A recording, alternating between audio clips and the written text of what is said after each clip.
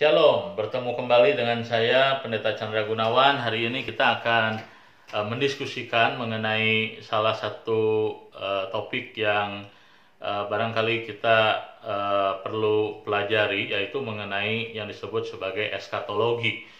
Nah, jadi waktu kita berbicara soal eskatologi, kita biasanya menerjemahkan eskatologi itu sebagai akhir zaman. Nah, waktu kita berbicara mengenai akhir zaman, maka kita sebagian besar di antara kita barangkali akan berpikir bahwa ini menunjuk kepada hari-hari akhir menjelang kiamat atau menjelang dunia ini akan hancur ataupun akan dihukum ataupun akan musnah. Nah, tetapi waktu kita mempelajari mengenai ajaran Alkitab mengenai eskatologi, sebenarnya cara pandang seperti tadi itu sesuatu yang tidak lengkap atau hanya bersifat separuh. Nah, jadi waktu Alkitab berbicara soal akhir zaman, eskatologi, memang istilah eskatologi, istilah eskatos sendiri berarti hal-hal yang terakhir, gitu ya. Dan logi tentu berasal dari kata logos, ini menunjuk kepada ajaran-ajaran mengenai hal-hal yang terakhir. Nah, tetapi waktu kita berbicara mengenai hal-hal yang terakhir atau akhir zaman, maka Alkitab sebenarnya bukan hanya berbicara mengenai bagaimana akhir daripada dunia ini sebenarnya. Tetapi Alkitab juga berbicara bahwa akhir zaman merupakan awal daripada pemulihan, awal daripada puncak karya Tuhan dalam dunia ini. Nah, maka dalam konteks ini eskatologi sebenarnya bukan hanya menunjuk kepada hal-hal yang terakhir, tapi menunjuk kepada masa waktu di mana karya Tuhan itu berada pada puncak karyanya, berada pada klimaksnya.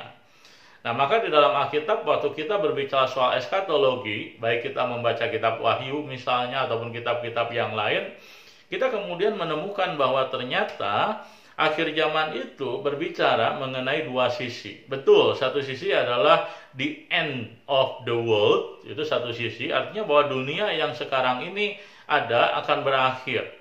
Ya, memang dunia ini dikatakan akan berakhir, akan dihukum Tuhan, tapi tidak berarti bahwa dunia ini akan dimusnahkan oleh Tuhan. Nah, kenapa demikian? Karena waktu kita membaca Alkitab, misalnya dalam kitab Wahyu, kita melihat bahwa ternyata di hari yang terakhir yang disebut sebagai eskatologi itu atau akhir zaman itu, maka itu bukan hanya the end of the world, tapi itu juga the beginning of the world. Artinya apa? Artinya di hari itu terjadi pemulihan, terjadi semacam pembaharuan dari dunia ini. Maka kalau kita membaca kitab Wahyu, dikatakan bahwa di akhir zaman itu bukan hanya dunia ini berakhir dalam pengertian pemerintahan dosa, pemerintahan dunia, kedagingan, semuanya diakhiri, tetapi ketika akhir zaman tiba, maka dikatakan sorga itu turun dari langit ke bumi. Artinya apa? Artinya di akhir zaman ini bumi kemudian diubahkan Tuhan menjadi sempurna.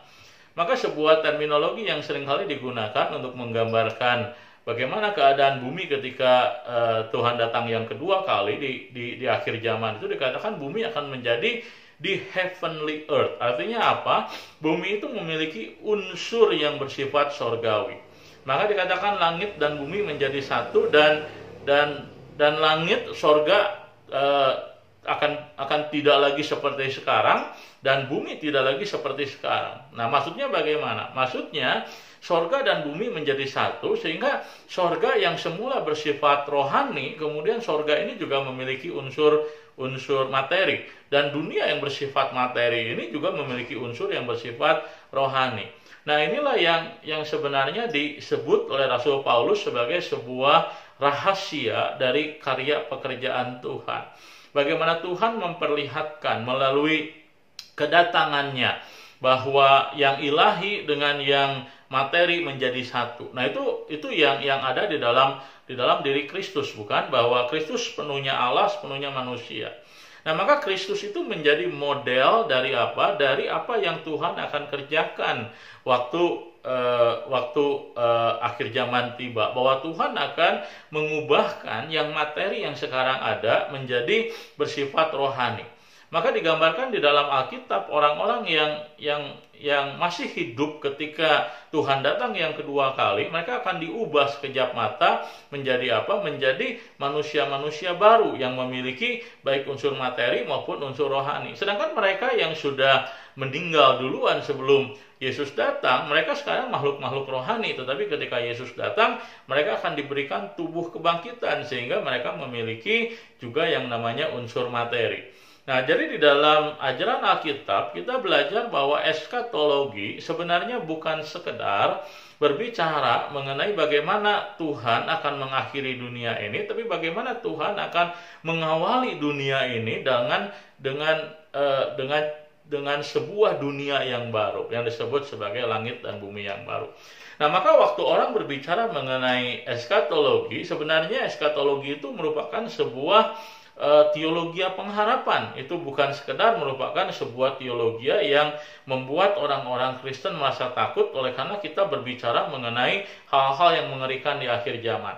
Nah, waktu kita mendengar mengenai eskatologi, seringkali yang kita dengar adalah peperangan. Yang seringkali kita dengar adalah misalnya saja bencana demi bencana.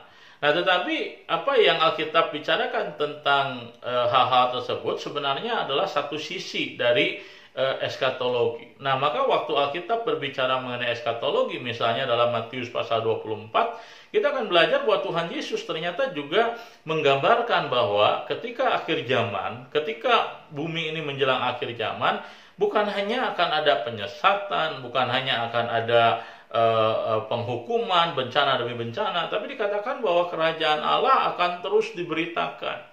Nah, ini menunjuk bahwa ketika zaman menuju kepada akhirnya, nah Tuhan tetap bekerja secara luar biasa. Maka kalau kita membaca kitab Wahyu misalnya, di sana kita akan melihat bahwa eskatologi adalah kisah mengenai dua sisi. Satu sisi ini kisah mengenai bagaimana dunia yang jahat ini berjalan menuju kepada penghukumannya. Tapi di sisi yang lain, bahwa eskatologi berbicara mengenai bagaimana karya Allah terus bekerja secara luar biasa dalam dunia ini. Nah, waktu kita berbicara mengenai eskatologi, seringkali kita melihatnya berdasarkan realita, berdasarkan apa yang kita lihat lewat mata kita. Nah, kita seringkali menganggap bahwa kalau memang eskatologi akhir zaman berbicara tentang pekerjaan Tuhan yang makin besar, makin hebat dalam dunia ini, kita seringkali berkata bahwa pada kenyataannya dunia ini tidak seperti yang kita harapkan. Nah, tetapi kita harus menyadari bahwa Tuhan mengatakan juga kepada kita bahwa cara Tuhan bekerja itu berbeda dengan cara manusia bekerja. Tuhan bekerja kasat mata. Kita tidak bisa melihat bagaimana Tuhan bekerja secara langsung barangkali. Tetapi Tuhan tetap bekerja. Maka digambarkan kerajaan Allah itu seperti apa? Digambarkan seperti biji sesawi yang ditaburkan orang. Ketika orang tidur, tiba-tiba biji sesawi itu besoknya tumbuh menjadi pohon yang besar. Nah, ini adalah gambaran mengenai bagaimana pekerjaan Allah itu seringkali tidak disadari, seringkali tidak bisa dilihat, tapi Allah bekerja dengan pasti. Nah, itulah sebabnya maka waktu kita berbicara soal eskatologi, hari-hari yang terakhir, maka yang harus kita ingat, yang harus kita pelajari bukan sekedar hal-hal mengenai bagaimana Tuhan akan menghukum dunia ini, tapi bagaimana Tuhan akan memulihkan dunia ini. Dan itu tentunya menjadi pengharapan bagi kita di dalam menjalani kehidupan dalam dunia ini. Kenapa? Karena ternyata sejarah manusia berada dalam kendali tangan Tuhan. Bukan hanya itu, bahkan sejarah hidup Anda dan saya ada di dalam kendali tangan Tuhan.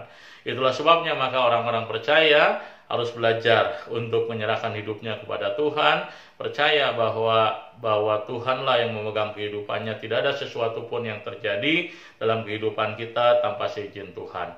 Kiranya video pendek ini boleh menolong kita untuk boleh mengerti mengenai bagaimana kita harus memahami eskatologi. Tuhan memberkati Ibu Bapak dan saudara-saudari sekalian.